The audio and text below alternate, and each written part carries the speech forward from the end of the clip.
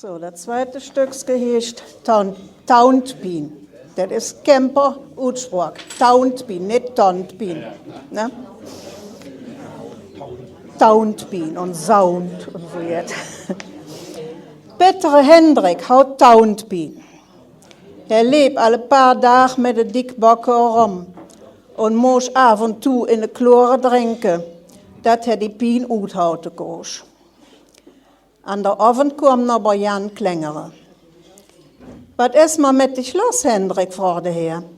Du magst je seich wie ne Hund, dem sie ne Knork aufgenommen hat.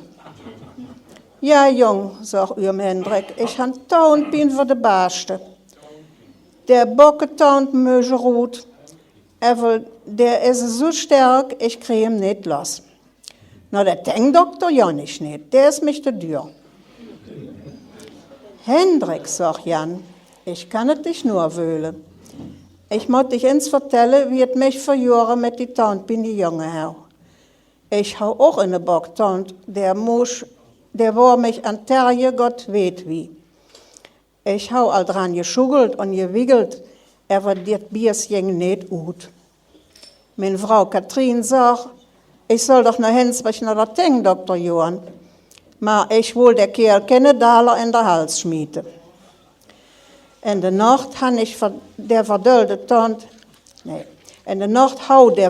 Tand mich war so erg gepeinigt und transzeniert, dass er jetzt satt wurde. In aller Früh stang ich ab, stob mich in eine starke Windfuhrelskort in den Teich und ging noch hinsprech nach der Bahn.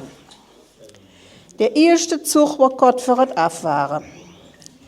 Du bong ich eng van die Kort um der Tand und het anger eng an in de Puffer van der Leiste war jong.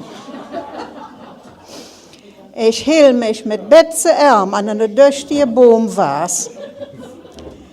Wie der Zug anfuhr, jovet in eine düchtige Ruck und Krak und was meinste? Der Puffer wird rot geriert.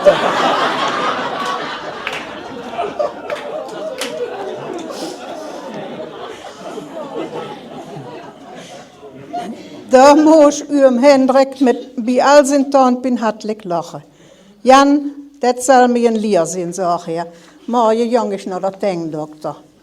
Bei dem soll der Taunt trecken, weil noch besser sein als bei der Eiserbahn in einer kaputten Puffer.